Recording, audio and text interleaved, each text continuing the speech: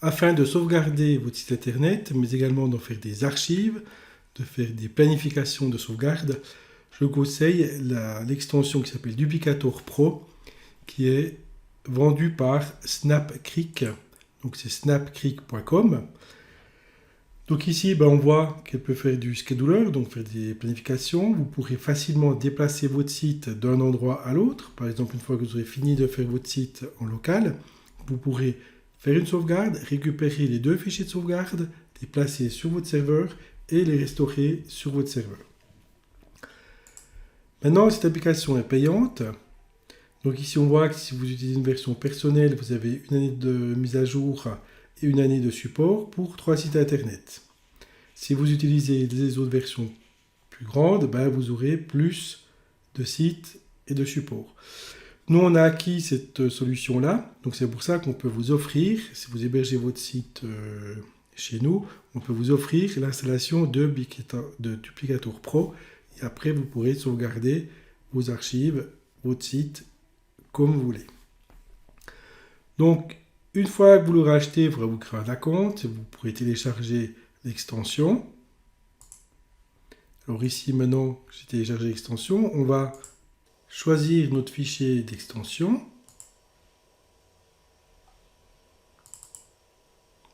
Puis l'installer. Une fois l'extension installée, on va l'activer. Ici, il nous demande de rentrer notre licence, donc on peut soit y accéder depuis là, ou depuis Duplicator Pro Setting. Et dans Setting, nous avons l'onglet Licence. Une fois le numéro de licence inséré, on va cliquer sur Activer. Maintenant que la licence est activée, on peut aller voir dans les outils. Dans les outils, on va retrouver l'emplacement des sauvegardes. Donc ici, on peut enlever les installations, effacer les paquets, vider le cache. Donc ça, ce sera à faire quand vous aurez restauré votre sauvegarde pour supprimer les fichiers des sauvegardes que vous avez utilisés. Sinon, elle reste sur votre serveur et un pirate pourrait les télécharger et obtenir votre site. Dans Storage, c'est l'emplacement où on va sauver votre site internet. Donc ici, on peut en ajouter un nouveau. Ici, par défaut, on a le local. Donc, il va sauver vos sites internet au même emplacement que votre site. Donc, ce n'est pas l'idéal parce que si votre serveur crame, vous perdez tout. Donc là, il faudra en ajouter un nouveau en faisant Add New. Là, vous mettez le nom, par exemple Dropbox. Ici, vous pouvez choisir soit de le mettre sur Amazon, sur Dropbox, Google Drive, Local Server, OneDrive, version 0.1 ou le OneDrive. Si je fais Local Server, ce sera sur votre local. Si je fais Google Drive, ce sera dans votre Google Drive. Et si je fais Dropbox, ce sera dans votre Dropbox. Pour le sauver dans votre Dropbox, il faudra vous connecter à votre Dropbox avec l'autorisation de votre Dropbox. Donc voilà, il va charger Dropbox.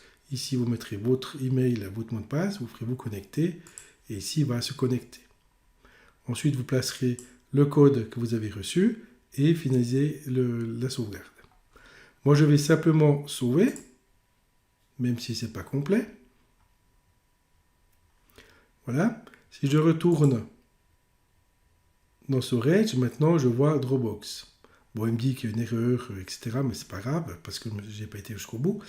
Maintenant, dans Scheduler, qu'est-ce que je vais faire? Je vais planifier mes sauvegardes. Donc ici, je vais faire Add New. Je vais choisir Backup journalier, par exemple. Je vais choisir quel template je prends, donc je prends le template par défaut. Le storage, ici, si mon storage était comme il faut Dropbox, j'aurai une case Dropbox, ici, pour le cocher, mais comme je n'ai pas été jusqu'au bout, je ne l'ai pas. Et ici, je peux choisir la fréquence. Donc la fréquence, je peux faire toutes les X heures, toutes les heures, 2 heures, 4 heures, 6 heures, 12 heures. Je peux faire tous les jours, 2 jours, 3 jours, 4 jours, 15 jours, etc., 29 jours. Je peux faire toutes les semaines, le lundi, le mercredi, le samedi. à telle heure. Et je peux faire tous les mois, donc tous les 6 de tous les 3 mois. Donc là, il va me faire les dates du 6 de tous les 3 mois. Et choisir l'heure. Ensuite, je peux sauver. Donc la tâche sera Enable. Et j'aurai maintenant ma sauvegarde qui va se faire automatiquement d'après les paramètres que j'aurai choisis.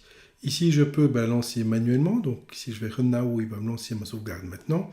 Si je fais Delete, il va m'effacer ça. Copier, il va me dupliquer. L'Edit, c'est pour le modifier. Puis Quick View, c'est pour voir les paramètres. Alors maintenant, je vais faire Run.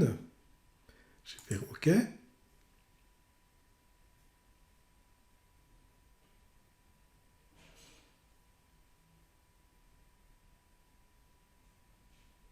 Voilà, il va me construire le paquet.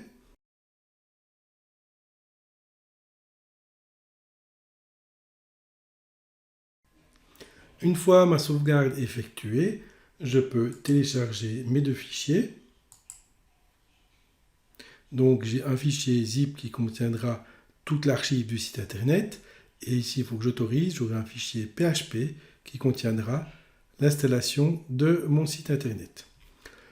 Pour réinstaller votre site internet, vous aurez un dernier chapitre à ce propos où vous devrez prendre ces 2 fichiers, les envoyer par FTP sur votre serveur sur lequel vous hébergez votre site internet en ayant au préalable installé une base de données.